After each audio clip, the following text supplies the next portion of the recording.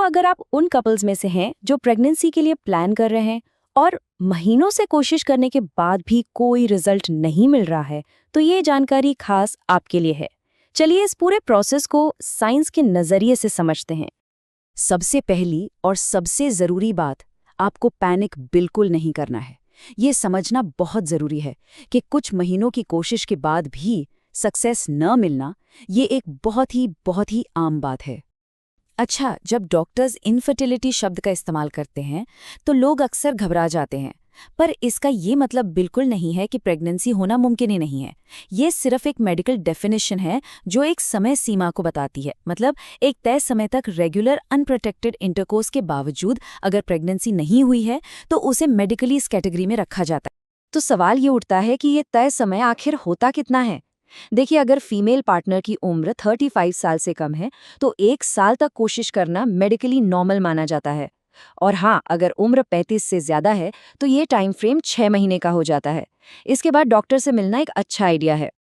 अब इससे पहले कि हम आगे बढ़ें, एक बहुत जरूरी सवाल, क्या आपकी कोशिश की टाइमिंग साइंस पर बेस्ड है या बस रैंडम दिनों पर चल रही है? क्योंकि अक्सर सबसे बड़ी गलती यही हो जाती है। प्रेगनेंसी प्लानिंग में टाइमिंग इज एवरीथिंग।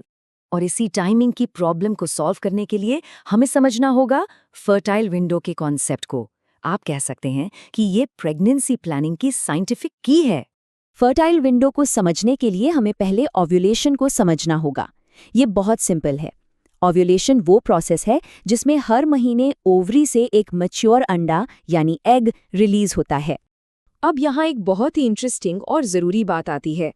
रिलीज होने के बाद एग की लाइफ सिर्फ 24 घंटे की होती है, लेकिन दूसरी तरफ स्पर्म फीमेल बॉडी के अंदर 3 से 5 दिनों तक एक्टिव रह सकता है। और यकीन मानिए, यही छोटा सा डिफरेंस पूरा गेम बदल देता है। तो क्योंकि स्पर्म इतने दिनों तक जिंदा रह सकता है, प्रेगनेंसी का सबसे अच्छा मौका सिर्फ ओव्यूलेशन वाले दिन नहीं, बल्कि उससे 4-5 दिन पहले से ही शुरू हो जाता है। इसी पूरे पीरियड को, ओव्यूलेशन के दिन और उससे कुछ दिन पहले के समय को, हम फर्टाइल विंडो कहते हैं। तो अब आते हैं सबसे ज़रूरी सवाल पर, इस फर्टाइल विंडो को कैलकुलेट कैसे करें। चलिए इसका एक बहुत ही सिंपल रूल ऑफ थंब देखते हैं। एक एग्जाम्पल से समझते हैं। मान लीजिए किसी का मेंस्ट्रुअल साइकिल 28 दिन का है, तो उनका ओव्यूलेशन आमतौर पर 14th डे के आसपास होगा।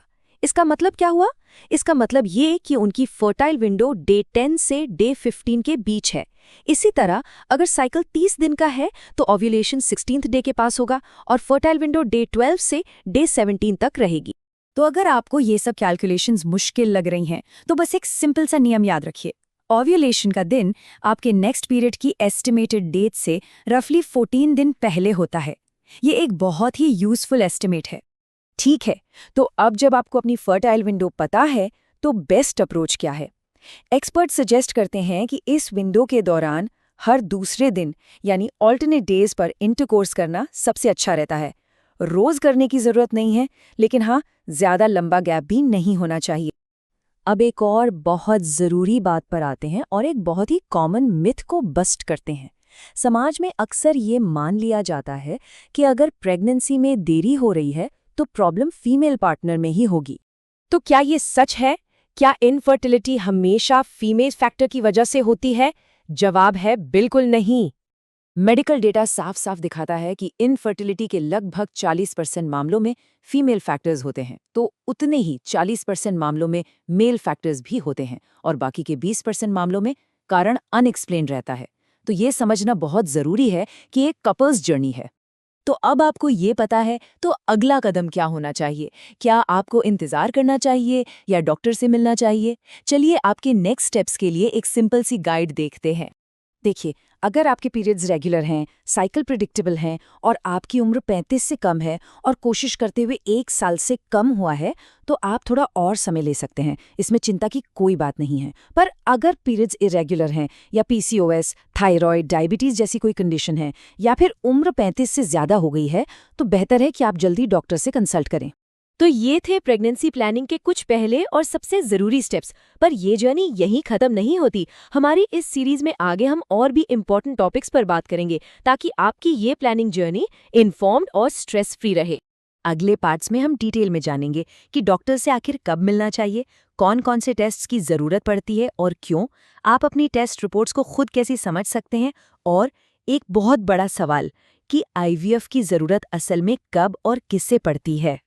तो आखिर में बस इतना ही कहना है, अपने शरीर को समझिए, साइंस के साथ प्लानिंग कीजिए और सबसे ज़रूरी स्ट्रेस को कम कीजिए, क्योंकि सही जानकारी के साथ आप सही फैसले ले सकते हैं।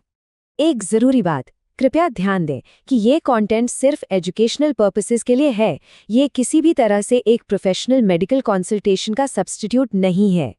ऐसी ही एविडेंस बेस्ड हेल्थ गाइडेंस के लिए हमारे चैनल को सब्सक्राइब करें। मेडिसिन्स इंडिया पर हमारे साथ जुड़ने के लिए आपका धन्यवाद।